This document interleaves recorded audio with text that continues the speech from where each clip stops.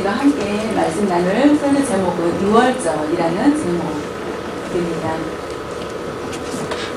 누가복음 말씀을 계속 이어서 전해드리겠습니다. 예수님께서 예루살렘에 입성하셨고 제자들에게 명하여서 너희들은 어떻게 준비해야 될 것인지 구체적으로 말씀을 하고 계십니다. 그것은 바로 6월절에 맞이하여서 마지막을 준비하라. 6월 마지막 만찬 준비하라라고 말씀하고 계십니다. 예수님의 제자들은 어떻게 준비할 것인지 알지 못하였습니다. 성 안에서 그때 베드로 요한을 불러서 성 안에 가서 성 밖으로 가서 물을 길러 오는 사람을 따라서 그 집에 가서 그 집 주인에게 말을 해라. 내가 우리 선생님이 함께 가서 여기서 잔치를 6월절을 하기를 원한다라고 한다면은 그 사람이 주는 거를 그 사람 주는 것을 가지고 준비할 것이다라고 하는데 성배에 들어갔을 때 정말로 물동이를 가지고 가는 사람 한 사람이 있었습니다. 그 사람을 따라서 갔을 때에 주인이 나와서 네, 저희가 방이 필요합니다 라고 하였을 때 그대로 큰 방을 12제자가 앉을 수 있는 큰 방을 주게 됩니다. 내어주게 됩니다. 그래서 예수님이 그곳에 들어가서 최후의 만찬을 하시게 됩니다. 우리가 너무나 많은 그림을 봤을 것입니다. 예수님께서 성만찬 하시는 그림, 그것을 보면서 최후의 만찬을 준비하고 6월절 만찬을 여기서 하게 됩니다. 예수님께서 제자들에게 말씀하시기를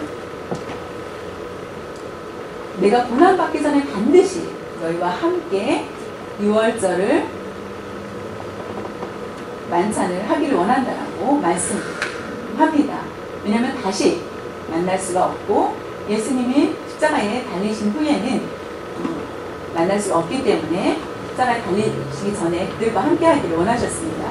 그러니까 함께 예수님이 있기를 원하셨던 이유 중에 한 것은 마지막 다음에 예수님이 제자들과 함께 만찬을 드실 기회는 더 이상 없기 때문입니다. 예수님이 다시 오실 그 전까지는 없기 때문이었습니다.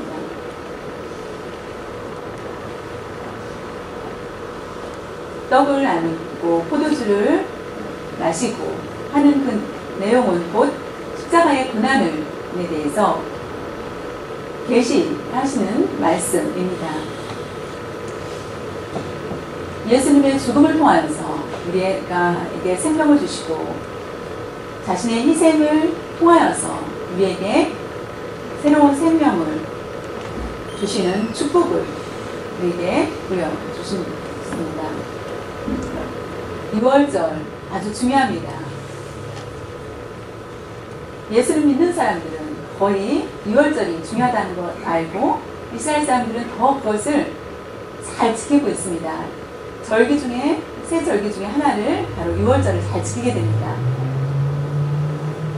아주 큰 절기 중에 하나가 바로 6월절. 한국에 추석과 설날이 있는 것처럼 여기서는 추수감사절이 있는 것처럼 6월절을 굉장히 큰 절기로 이스라엘 사람들은 지켜야 됩니다. 6월절이 아주 중요한 이유는 우리가 잘 아는 것처럼 다시 돌아와서 예수님의 출애굽 사건을 보게 됩니다. 예수님이 이스라엘 사람들이 출애굽을 하는 것, 그것은 바로 6월절을 통하여서입니다. 6월절은 바로 이스라엘 사람들이 자유롭다, 애굽에서 종이 되었다가 노예의 신분에서 앞으로 해방되어 수 없고 자신의 같은 나라의 사람이 아니라 같은 민족이 아닌 다른 나라와 위에서 사는 우리가 누구를 통해서 우리가 독립을 할 것인가 할 수 있을까? 평생 눈물과 애통 속에 살 수밖에 없는 그런 상황 속에 있던 그들에게 하나님께서는 그들을 음성을 듣고 모세를 통하여서 출애굽을 하게 됩니다. 또 말씀을 순종한 모세는 이스라엘 사람들 해방 시켜달라고 자신의 나라가 아닌 개인이 와서 왕한테 와서 말을 하자 애굽 왕은 더 많은 강박한 고집을 내세우게 됩니다. 더 2배로 억지로 그들에게 구역을 시키고 하는 것을 보게 됩니다. 하나님께서 결국은 10가지 재앙을 통하여서 결국은 10가지 재앙을 줍니다. 마지막 재앙에서는 참 두려운 재앙입니다. 마지막 재앙이 있기 전에 모세에게 명합니다. 너는 내가 말하는 대로 행하라고 합니다. 이스라엘 사람들을 모두 모이게 하여서 양의 피를 가지고 어떻게 해야 되는 방법을 가리킵니다. 양의 피를 가지고 집에 문설주와 인방에 피를 바른 다음에 그날 밤에 어떻게 되었을까요? 아주 조용한 밤이었습니다. 아침에 순간 애굽에 모아는 사람들이 애굽 사람들은 통곡을 합니다. 왜냐하면 장자의 죽음이 있었기 때문에 동물도 첫 새끼들은 처음에 난 것들은 모두 죽게 됩니다. 이스라엘 사람들이 그러나 살게 됩니다. 왜냐하면 문설주에 피를 발랐기 때문에 천사가 그곳을 넘어가게 됩니다. 넘어가고 이스라엘 사람들이 있는 집은 넘어갔지만은 피가 발라지지 않은 집의 장자들은 모두 죽게 됩니다. 전쟁이 아니라 그냥 하룻밤 자고 일어났을 때에 일어났던 그 큰 사건입니다. 애굽 왕은 결국 모든 것을 포기를 하고 이스라엘 사람들을 해방하게 됩니다. 그것이 바로 유월절을 기념하는 것입니다. 유월절을 하나님께서 반드시 1년마다 어디든지 반드시 유월절을 1년에 한 번씩 그것을 기억하라고 말씀하고 있습니다. 오늘날 이스라엘 사람들은 요즘에 또 유월절을 지키는 사람들이 있습니다. 유월절을 어떻게 지키냐면은 집이 넓은 사람들은 뜰에다가 집 뒤에 있는 뜰에다가 유월절이 가까워지면은 집에서 잠을 자지 않고 뜰에다가 천막을 텐트를 치고 7일 동안 거기서 자면서 음식도 양고기하고 쓴나물하고 누룩 없는 떡을 만들어서 먹는다고 합니다. 7일 동안 그와 같이 하고 만약에 집이 작거나 아파트에 산다 그러면은 아파트에 보면은 베란다가 있는데 베란다가 굉장히 큽니다. 1년에 한 번씩 그 베란다에다가 똑같이 뜰에서 하는 것처럼 거기다 텐트를 치고 베란다에다가 텐트를 치고 일주일 동안 그 유월절을 지킨다고 합니다. 또 베란다가 굉장히 큰 것을 볼 수 있었습니다.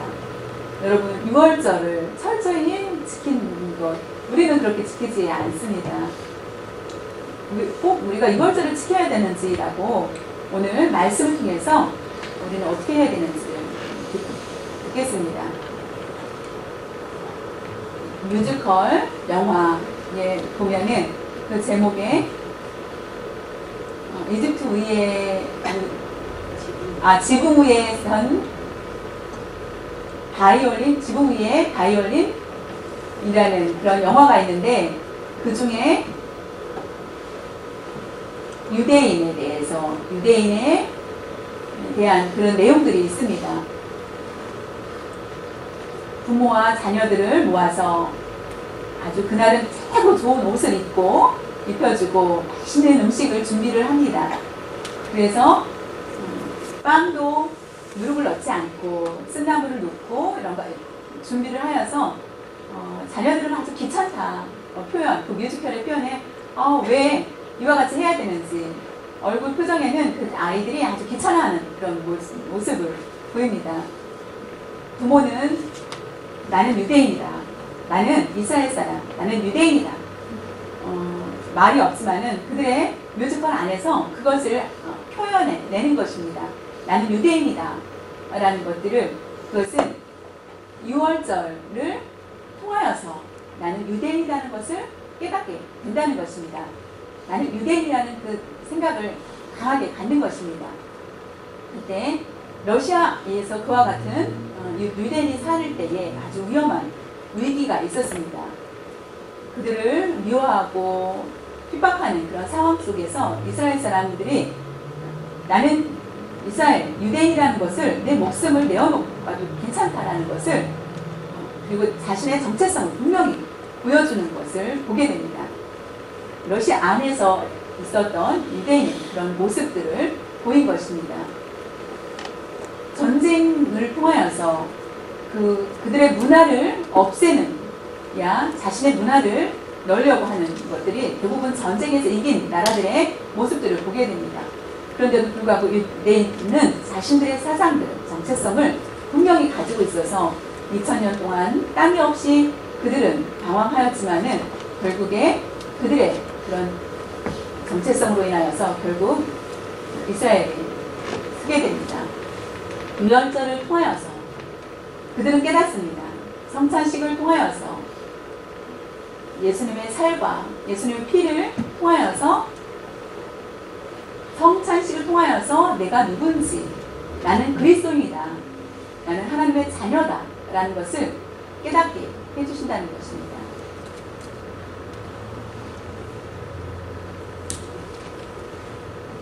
말씀을 보면서 설명하겠습니다. 누가복음 22장 7절에 보면은 유월절 양을 잡을 무교절 날이 이른지라 유월절 양을 잡을 날이 이르다 가까웠다 라고 말씀하고 계십니다. 예수님께서 제자들과 함께 그 밤에 유월절 그 밤에 행한 것을 보게 됩니다. 유월절 되기 전 밤에 아주 중요합니다. 유월절의 그 내용을 이해하지 못한다면은 예수님이 살을 찢기시고 피를 흘리신 것에 대한 이해가 안 된다는 것입니다. 유월절을 이해해야만 자연히 예수님의 행하신 것을 알게 됩니다. 니산월이라고 합니다. 니산월이라는 것은 1월 14일을 말합니다. 6월절을 말합니다. 그러나 무교절은 1월 15일부터를 얘기합니다. 21일까지. 그래서 아주 긴 시간 동안 일주일 동안 나는 유대인이다라는 것을 말씀합니다. 단순히 6월절이 출애굽에서 보면은 천사들이 집에 찾아오기 전에 1월 14일 날, 그러니까 4일 전에 1월 10날 양을 준비합니다. 4일 전에 양을 준비합니다. 양을 찾아서 흠이 없고 그 합당한 그런 양을 찾습니다. 1월 14일이 됐을 때 그것을 잡습니다. 성별한다. 성별의 시간들을 갖는다. 그냥 양을 드리는 것이 아니라 깨끗이 성별을 하여서 자세히 그 양을 4일 동안 살핀 후에 잡는 날은 14일입니다. 가족이 많으면은 양이 많아야 되고, 가족이 적으면은 양이 많으면은 이웃과 함께 간을 같이 반반씩 나누어서 그것을 먹기 위해서 준비를 한다는 것입니다. 사람의 수를 따라서 우리가 성찬을 준비할 때 사람의 수만큼 준비하는 것과 같습니다. 또한 어린 양이어야 됩니다.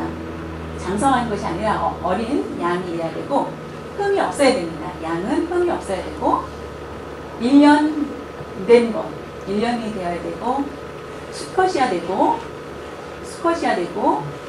그리고 어린 양이어야 된다는 것입니다. 1년 된 어린 양. 해가 지기면 곧바로 그것을 잡습니다. 잡고 피를 그 집에서 먹고자 약속했던 집에서 그 피를 흘린 다음에 그 피를 가지고 피를 받아서 문설주에 바릅니다. 양이 부족하면은 서로가 같이 하고, 그 집은 같이 했던 집은 그 빈 집은 바르지 않습니다. 같이 한 그 집에서 바르게 됩니다. 사람 많지 않은 곳은, 그래서 그 동시에 그 문설주에 피를 바른 그 집에서 음식을 나누게 됩니다. 먹어야 된다는 것입니다. 또한 애굽에서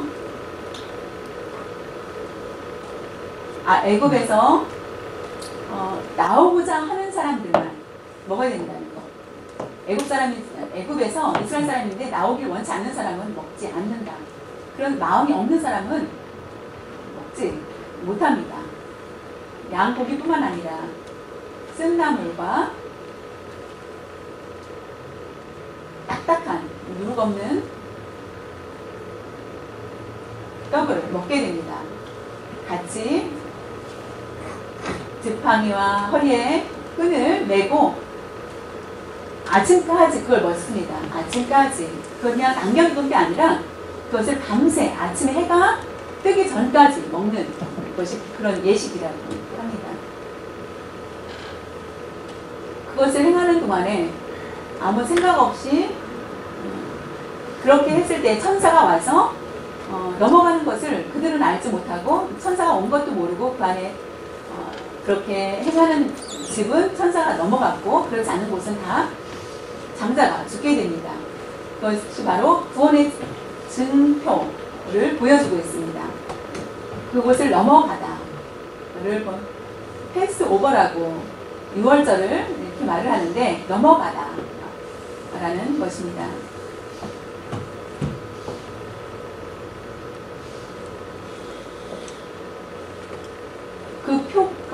그 피가 표징이 됩니다.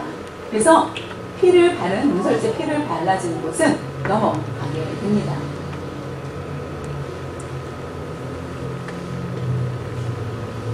유대인의 큰 구원의 사건, 아주 큰 200만 이상의 큰 구원의 사건들이 일어나게 됩니다.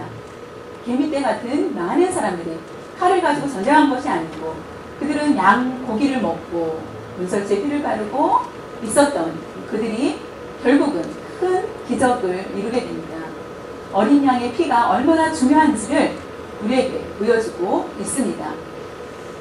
오늘 말씀은 그러면은 고린도전서 11장 23절에 보면, 내가 예수님께서 너희에게 전한 것은 주께 받은 것이니 곧 주 예수께서 잡히시던 밤에 떡을 가지사, 바울이 말하기를 너희에게 전하는 것은 주께서 받은 것, 주께 받은 것은 주 예수께서 잡히시던 밤에, 놀라운 단어가 있습니다. 6월절을 양을 잡을 때 그 밤, 예수님께서 잡히시던 날 밤이었습니다. 똑같았습니다. 양을 잡으라고 하셨을 때, 해가 지었을 때, 그리고 예수님이 잡히시던 날던 밤이 됩니다.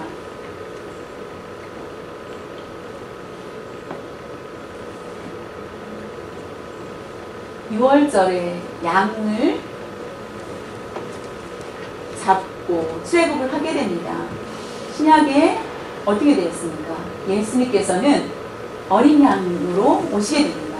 어린 양 예수님께서 결국 그것을 구약에서 예표한 것입니다.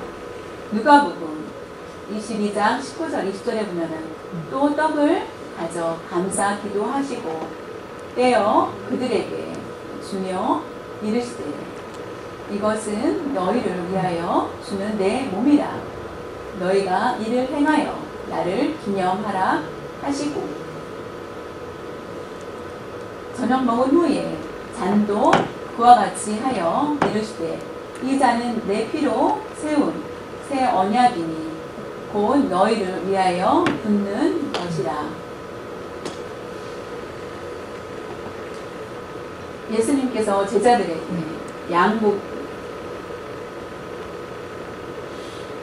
양고기가 없었을 때 내가 바로 이것이 바로 내가 양이다. 포도주 이것이 나의 살 나의 피다 라는 것을 양의 피다.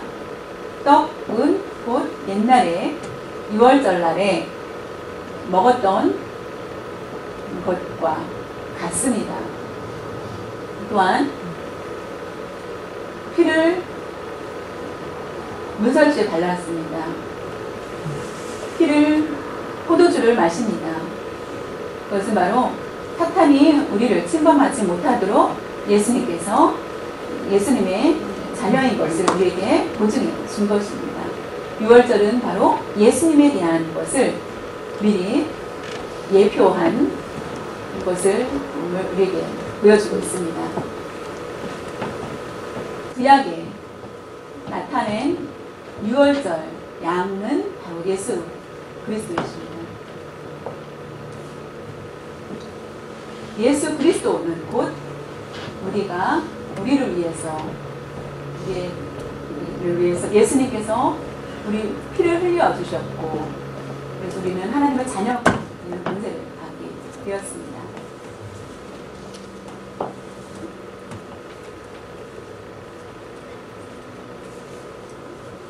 요한복음 1장 29절에 보면은 이튿날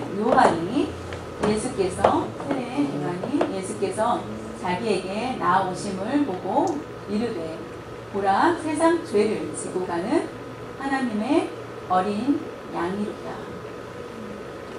세례 요한은 예수님이 오시는 것을 보고 바로 예수님께서 바로 세상 죄를 지고 가실 어린 양이시라는 것을 6월절에 그 바로 어린 양의 피가 흘린 것이었을 때 그들이 살 수 있었던 것처럼 예수님은 바로 우리의 어린 양이 되십니다.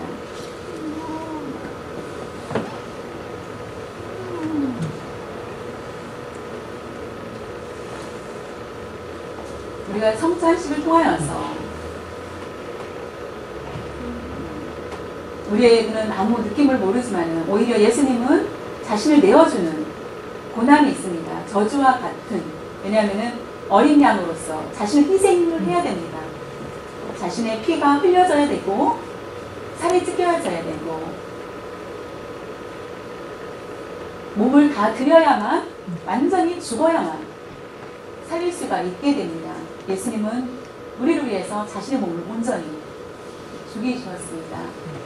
예수님이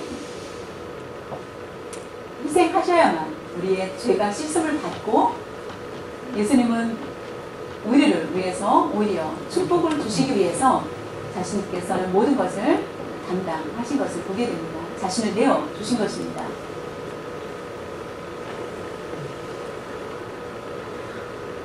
예수님은 심판이요 저주 같지만 우리에게는 축복과 우리는 천국으로 갈 수 있는 길을 열어주신 것은 하나님의 크신 은혜가 아닐 수 없습니다. 사랑하는 성도 여러분, 구원의 기쁨을 맛보고 있습니까? 구원에 대해서 얼마나 감사한지 그 마음을 품고 있는지, 이와 같이 그와 같은 마음이 없는 사람이라면 예수님에 대해서 우리가 평가할 수가 없습니다. 예수님이 나를 위해서 행한 것을 생각할 때 그것을 안다면 우리는 더 이상 기쁨이 멈추지 않고 감사가 멈출 수가 없는 삶을 살아야 된다는 것입니다. 이스라엘사 책에 보면은 하가라라는 책에서 많은 것 중에서 6월절에 대해서 말씀 하였는데, 그때 축제가 있었습니다. 6월절이 있는데 그 중에서 한 가지가, 많은 것 중에서 출애굽할 때에 이스라엘 사람들이 다시 돌아온 것을 기념하는 행사를 하게 됩니다. 항상 그들이 말할 때에 뭐냐고, 무슨 말을 하냐면은 우리는 이집트에서 바로왕, 바로의 종 노예였다. 나는 이집트의 바로의 노예였다. 그것은 참 기분 나쁘죠. 그 얘기를 들은다면. 노예라고 하는 것은 우리는 압제와 고난 속에서 있었다. 해방이라는 단어를 먼저 쓰지 않고 우리는 노예였다. 좋지 않은 단어들을 먼저 합니다. 우리는 바로의 노예였다 라는 것을 항상 먼저 사용을 한다는 것입니다. 그랬을 때 이스라엘 사람들의 정체성이 그 안에서 나온다는 것입니다. 바로의 노예였지만 나는 어떻게 해방될 수 없는 상황이었다. 우리의 힘으로는 그곳을 나올 수 없다. 하나님의 은혜로만이 우리는 노예에서 해방되었다라는 것을 우리는 그것을 알리고 부르짖기 위해서 그와 같이 먼저 그 말을 쓴다는 것입니다. 그것이 모두 하나님이 하신 일이다. 하나님께서 우리를 구원하여 주셨고 우리를 살게 하였다. 우리는 노예였다.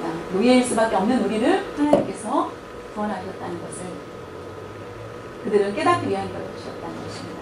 그렇다면 우리는 죄인이라는 것을 알아야 된다는 것입니다. 나의 죄를 누구가 씻어줄 수 있는지 오직 예수님밖에 없다는 것입니다. 예수님 도와주십시오.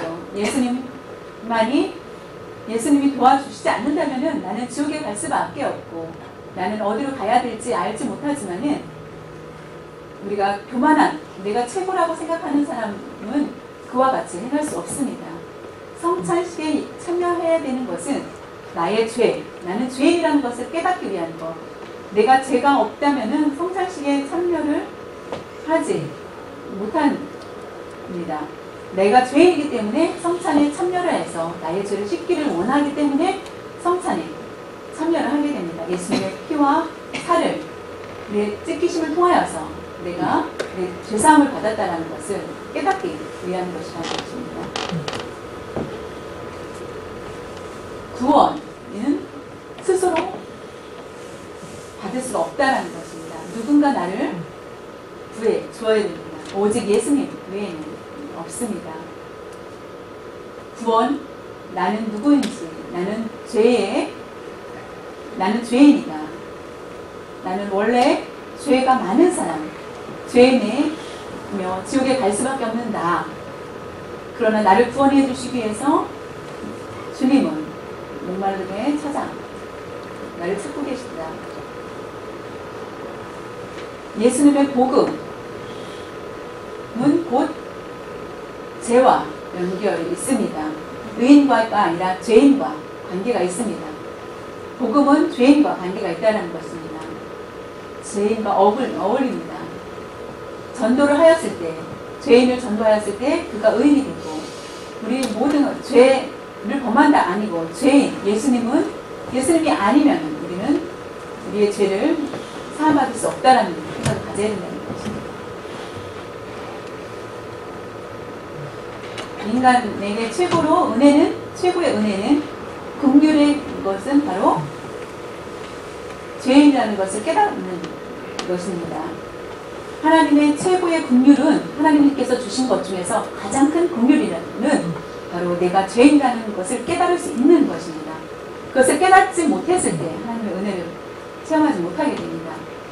내가 누군지 나는 죄인입니다 라는 것을 깨달아야 하나님께서 더 우리에게 긍휼을 베풀어 주시고 예수 그리스도의 십자가를 통하여서 모든 죄를 깨끗이 씻음받고 의인이라 우리에게 칭해 주십니다.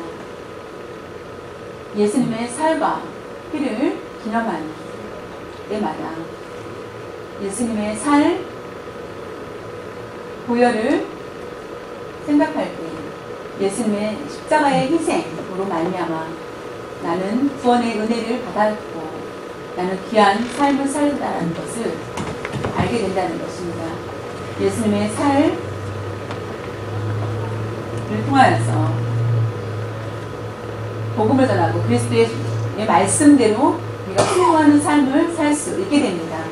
예수님의 살과 피를 알지 못한다면은 자연히 복음 전하는 것도 의욕이 갖지 못하게 되고 죄인을 구원하기 위해서 우리가 강렬한 마음을 가지지 못한다는 것. 것을 알 수 있습니다.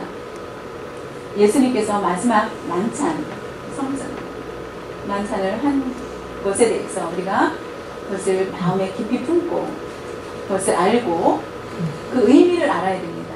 그것을 알고 기뻐하며 살 때 분명히 하나님의 자녀된 맛을 느낄 수 있을 것입니다.